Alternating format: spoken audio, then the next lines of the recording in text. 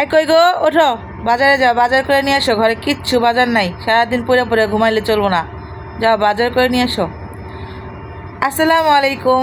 Hello guys, কেমন আছেন সবাই? আশা করি ভালো আছেন। আমি তৃষামণি, ওয়েলকাম টু মাই চ্যানেল তৃষামণি। আজকেও রেগুলারের মতো আপনাদের সাথে আমি আমার প্রত্যেক দিনের ব্লগ মানে ডেইলি ব্লগ একটা শেয়ার করতে এসেছি।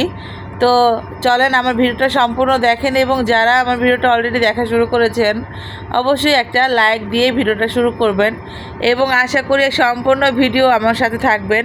ভিডিওর কোনো অংশে যদি আপনাদের ভালো লেগে থাকে অবশ্যই আমাকে একটা সাবস্ক্রাইব করে যাবেন এবং আমার পাশে থাকবেন। তো আমি সকাল সকাল শুরু করে দিয়েছি আমার ঘরটা পরিষ্কার করার কাজকর্ম। আজকে ঘুম থেকে উঠে রান্না করব ভাবছি, কিন্তু দেখি রুমে কোনো বাজার নেই। সেজন্য আমি আমার স্বামী মহোদয়কে বারবার ডেকে ডেকে তুলতেছিলাম, কিন্তু সে একদম আলসামি করতেছিল, একদমই উঠতেছিল না।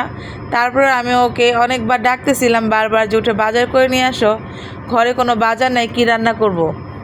আমাদের আসলে 5 জনের পরিবার, আমার 3 ছেলে, আমি আর আমার হাজব্যান্ড। আমি মেয়ে মানুষ, এজন্য আমি কখনো বাজারে যাই না। সবসময় আমার স্বামী বাজার করে নিয়ে আসে, তো ও বাজার করে নিয়ে আসলে তারপর আজকে রান্না করব। তো ওকে উঠিয়ে আমি বাজারে পাঠিয়ে দিয়েছি। আর আমি এটা আমার ছেলেদের বিছানা। আমার ছেলেরা ক্লাস 4-এ পড়ে, ওদের বয়স 10 বছর, এখন পর্যন্ত অনেক ছোট। এই জন্য ওদের এই বিছানাটাতেই আসলে আপাতত থাকে। আমাদের আলাদা কোনো ঘর করা হয় নাই, ঘর করব ইনশাল্লাহ। আপনারা সবাই দোয়া করেন। অনেকে এসে বলবে যে আপনারা এখন অনেক গরিব। হ্যাঁ ভাই, আমরা গরিব মানুষ, আমাদের এত টাকা পয়সা নাই। যখন হবে, যখন আমরা নিজেরা একটু অবস্থা ভালো করে আমাদের বাড়ি করার উপযুক্ত হবে আসলে আমাদের, তখনই আমরা বাড়ি করব। সো এই বিষয় না, প্লিজ কেউ কোনো কমেন্ট করবেন না। আর হচ্ছে আমি আমার প্লেটগুলা সব মেজে নিচ্ছি। এগুলো আমার সব রাত্রে, আমাদের আসলে লেট নাইট হয়ে যায়, আমার বাচ্চাদের সামনে পরীক্ষা। এই জন্য ওরা সারাদিন মাদ্রাসায় থাকে, ওদের ছুটি হয় 8টা 8:30টায়।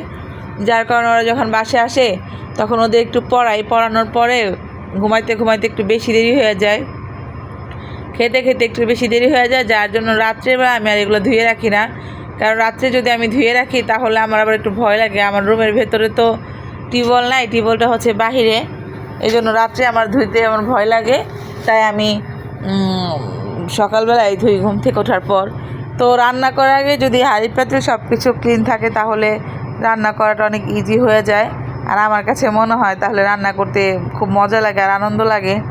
তো আমি প্রথমে ভাতের চালটা ধুয়ে দিতেছি, কারণ তরকারি কালকে একটু রান্না করা আছে। আমার ছেলের আবার ডিম ছাড়া অন্য কিছু পছন্দ করে না। আপনারা হচ্ছে যাই রান্না করেন না কেন, ডিমটা মাস্ট বি, ওদের লাগবেই। ডিম ছাড়া ওদের ভাত ওদের পেটেই যাবে না, মানে পেট ভরে খেতে পারবে না। তো ভাবলাম তরকারি যেহেতু আছে তাহলে শুধুমাত্র ভাত রান্না করে আগে আগে রেডি করি, কারণ ওরা তো আবার লাঞ্চে চলে যাবে, ওরা একটু পরে খেতে আসবে, তারপরে আবার লাঞ্চ পরে চলে যাবে। আমি ওদেরকে একদম ডে শিফটে শুধু রেখেছি, নাইট শিফটে রাখি নাই, কারণ ওদের বাবা ওদেরকে রেখে ঘুমাইতে পারে না, টেনশনে থাকে। মাত্র আবাসিকে দেওয়ার পরে 3 দিন পরে আবার আবাসিক থেকে নিয়ে চলে এসেছি। তারপরে আমি দুপুরে রান্না রেডি করে নিচ্ছি। আমি রান্না করবো আজকে হচ্ছে বেগুন দিয়ে শুটকি মাছ দিয়ে। এটাকে অনেকে বলে বিরান, অনেকে বলে চচ্চড়ি, অনেকে বলে পুরপুরি, অনেকে বলে ভেজা ভেজা। আমি এটাকে কি বলি জানেন? আমি বলি বেগুন দিয়ে শুটকি মাছের চচ্চড়ি। তো এগুলো সব কিছু কেটে নিয়ে আমি অফিস কিনে ধুয়ে নিব, কারণ এখন আমার সময় নেই, হাতে লাঞ্চ টাইম প্রায় হয়ে আসতেছে, রান্না বান্নাটাও খুব তাড়াতাড়ি করতে হবে।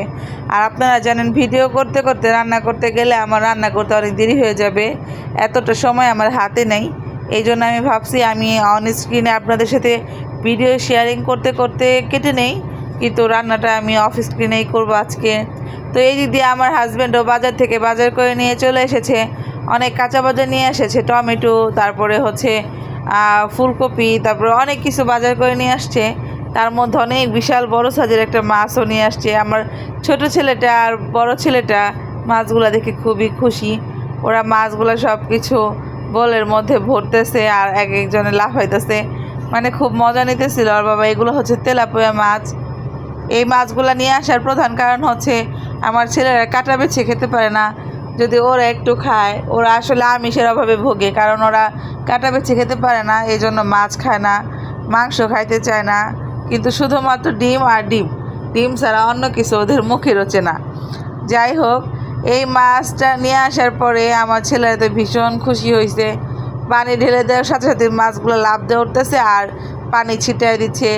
ওরা চারজন, 3 ভাই আর বাবা, ওদের বাবা, 3-4 জনে খুবই আনন্দ করতেছিল এই মাছগুলা নিয়ে। এখন এগুলো আমার হাজব্যান্ড কেটে নেবে, কারণ আমি মাছ কাটতে পারি না। মাছ কাটতে গেলে আমার হাতে সমস্যা, আমার কোনো না কোনো জায়গা থেকে ঠিকই কেটে ছিঁড়ে যাবে। তো আজকে এই মাছগুলা নিয়ে আসলো আর বাজার থেকে অনেকগুলা মাছ, আর আমিও রান্না অফিস সেরে ফেললাম। আজকের জন্য এইটুকুই ছিল আপনাদের মাঝে শেয়ার করার মতো। আমার ভিডিওটা অবশ্যই ভালো লাগলে সাবস্ক্রাইব করে, লাইক করে, বেল আইকন বাটনটা একটু চাপ দিয়ে রাখবেন, যাতে নেক্সট ভিডিও আসার সাথে সাথে আপনাদের কাছে চলে যায়। আল্লাহ হাফেজ, সবাই ভালো থাকবেন।